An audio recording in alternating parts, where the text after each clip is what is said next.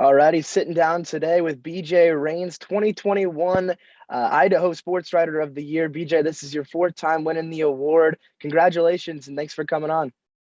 No problem, man. Appreciate it. Happy to do it. I wanted to start off and get a little bit more about you and your background and what brought you into the industry, B.J. Well, actually, my dad's been a longtime sports writer, and he's written a lot of books, and he covered the St. Louis Cardinals back in the 80s for the now defunct Globe Democrat. And so he worked for USA Today back in the day as well. And just kind of grew up in a sports household and kind of seeing my dad get to go cover the World Series and All-Star games and interview famous people and, write famous people's books and stuff. And I just kind of thought it was pretty cool. And so I kind of, Busch Stadium was my second home as a kid. I kind of knew my way around the stadium more than my house maybe. And so just kind of enjoyed going to games and being a sports fan growing up, and knew at a young age I wanted to be involved in sports somehow, but became pretty apparent early on in my high school days that I wasn't that path was not going to be as a professional athlete.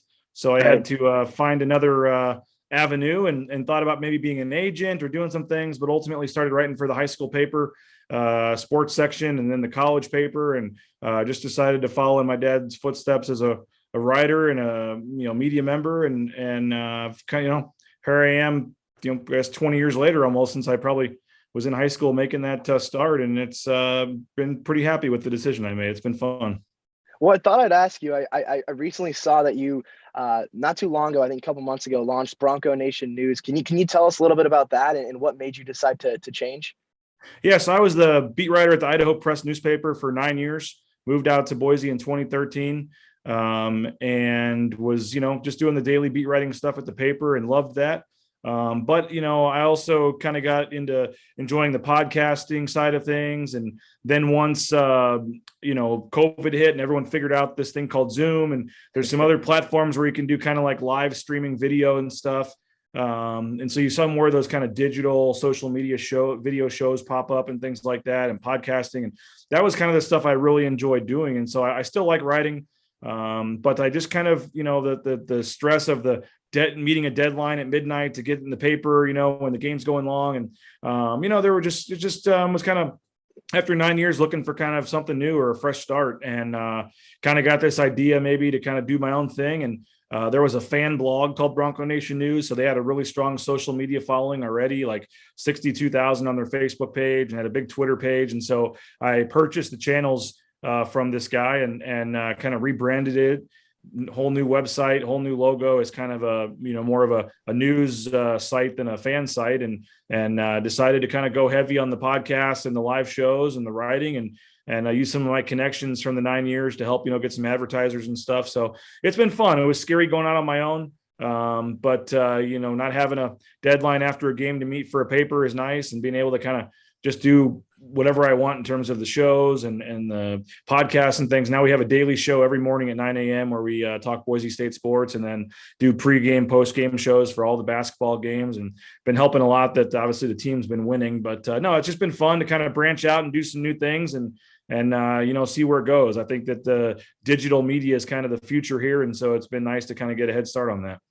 Well, I'm curious too about the specific market you work in. Obviously, not too many professional sports teams, but does that mean that the investment and the kind of the following is a lot more in Boise State athletics specifically? Is that, would you say, the primary focus there? And also, would you say that that's where you spend most of your time?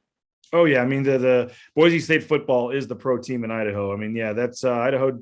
Has a couple Division I schools, obviously, with Idaho and Idaho State, and then Boise State, and that's it. And so there's some Seattle Seahawks fans. Seattle's about 8 hours away. You got some Bay Area fans.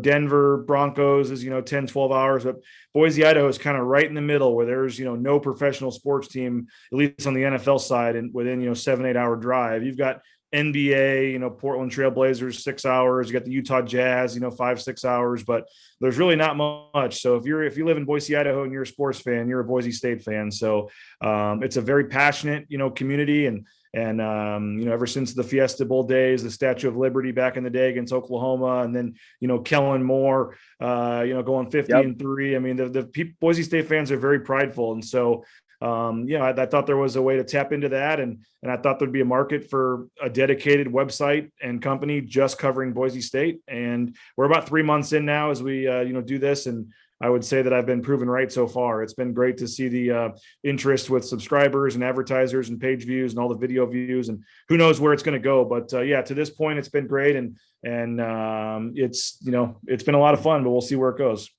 BJ, this is your 4th award from the National Sports Media Association. Obviously, you're doing something right.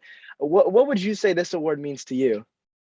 Oh, it means a ton. I remember the first one, and once I got that first one, I got the random number from North Carolina and didn't know who it was, and it was Dave Gorin calling me to tell me that I had won. And I remember just being on the ballot meant a big deal because I'm sure, I've listened to some of the other interviews you've done, and I know the fact that your peers vote for it means a great deal to a lot of people, and it's the same for me. I mean, it's one thing to have the fans recognize your work or your readers, but when it's the other writers in the state, the other sportscasters, the other media members in the state that are the ones that, have to nominate you first of all, and you have to get enough nominations just to be on the ballot, and then to be on the ballot and win, it means a lot. And to do that 4 out of the last 5 years for people in my state to think that I, was the best means a lot. I don't think I'm the best.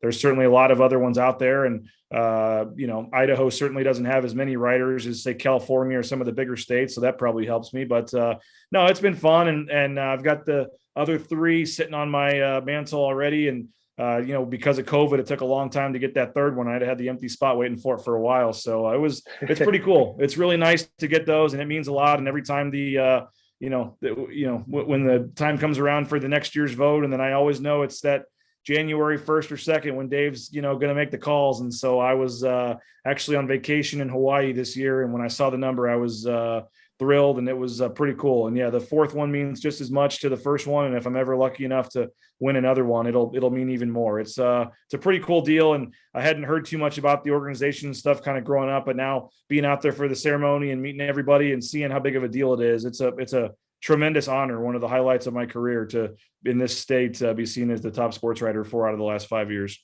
Wow. Well, by the way you describe the phone calls, it's as if you're ready to be drafted by the NFL or something. You're waiting for the. It feels like that. It kind of does. Dave. If you've won it before, and like about the time, and if you don't get the call by the 3rd or 4th, you probably didn't get it last year, and then you're reading between the grapevine trying to text other people. Oh, did you hear who won for Idaho or what? So it's a huge deal and a tremendous honor, and it is like.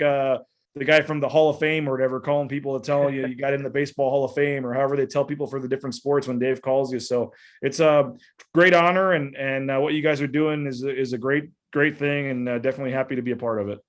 Well, thank you. So you mentioned BJ, you mentioned the Kellen Moore already. You mentioned obviously the famous trick play. Other than those 2 moments, what's been your favorite moment, maybe your favorite event covering Boise State athletics? Yeah, well, I actually didn't even get to cover either of those events. I was still in high school or growing up and kind of learning about Boise State. So it's been interesting to kind of ingrain myself in the community and the athletics departments and try to learn from there. I've covered one NCAA tournament, 2015 in Dayton. They were in the first 4. Looks like they're going to make the tournament again. So I'm excited for that. That'll be one of the highlights. The 2014 Fiesta Bowl, they did win. That was pretty cool. I've covered some bowl games, conference championship games, things like that. But honestly, the 2 coolest things for me happened in a span of like 2 months. And it was the first time it's ever happened for Boise State, but they had a 1st round draft pick in the NFL, and they had a 1st round NBA draft pick. And I was able to go to Jerry's World in Dallas for the NFL draft. And Leighton Vander Esch was a 1st round pick, and he went to the Cowboys in Dallas. It couldn't have worked out more perfect. And I was able to, at the Idaho Press, go down there and cover that and be there for that event. And then when he got drafted by Dallas, got to change my flight and stay over the next day for the introductory press conference. And he flew in on Jerry Jones's helicopter. I mean, it was a surreal thing to be there for that after covering him for 4 years in college. And then about a month and a half or 2 months later, Chandler Hutchison was, seen as one of the best players in Boise State basketball history. He got invited to go to the green room for the draft in Brooklyn in New York. And so we got such great response from Vander Esch. We said, well, we might as well try to, pay the money and go to New York too. So I got to go to New York and be in the room for the NBA draft and, just see that whole experience up close with all the players in the green room and their families. And, you see the NFL and NBA drafts on TV, but to be there in person for both of those and literally in a span of like 6 weeks, it was a pretty surreal summer for me and, pretty surreal for Boise State fans too. So it was cool to experience those. We're media, but we're also fans and we watch sports and we and so to be able to do something you've seen your whole life on TV, the NFL draft and the NBA draft, and go to both of them, like I said, in a short amount of time, it was pretty surreal. Well, here's to hoping that the Boise Blue can keep it up this year in the tournament and let you make some more memories for sure. There you go. For sure, BJ. Well, the last question I wanted to ask you, and we've been asking all of our winners this, is what advice would you give to some younger sports writers just getting into it? Yeah, it's a good question. I think certainly, just to network and meet as many people as you can, as many internships as you can, take as many chances as you can. Baseball was my favorite sport growing up and I actually wanted to cover baseball. And I'd interviewed for a job covering the Oakland A's and didn't get it. And they said, well, go get some experience for a year at any newspaper and then come back to us and you'll have a chance to get a job. And so that's how I ended up in Boise, because I just was looking for any college or pro beat writing job I could. And I had never been to Idaho and I just took a chance and said, I'll do it for a year and see what happens. And, now 10 years later, I'm still here. So I would just say, if it's your passion, go for it. Don't give up. And I know a lot of people joke to get out of the sports industry and there's no money in sports media and all this, but you know what, if it's what you like doing and it's your passion, it certainly, may not be the highest paying jobs out there, but it certainly beats, digging ditches or some of the other jobs out there. So it's been a great ride and it's a lot of fun. And I would just say, ask as many questions as you can, get as many internships as you can.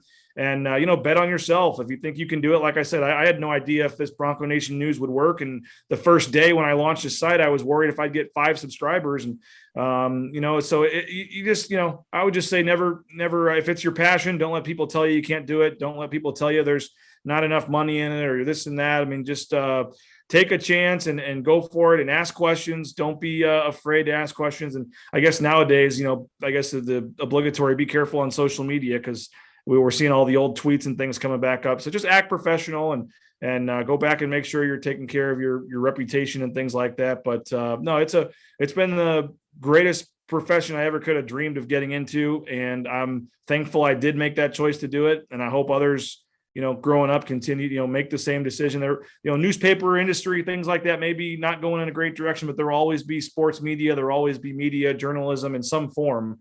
And so if that's your passion and your goal, just keep working at it. And there's no stopping where you can end up. I love that advice. Advice from an Idaho legend for the last 5 years, 2021. Let me know when he comes on. Let me know. I want to hear from him. Yeah. Well, I hope to see you out this summer in Winston. And thanks so much for your time, BJ. I really appreciate you coming on. Yeah, no problem. And you're doing a great job with the interviews, man. Keep it up. And the whole organization, like I said, is a great deal. And yeah, looking forward to being there this summer and I appreciate you guys for having me on. Thank you. Congratulations again.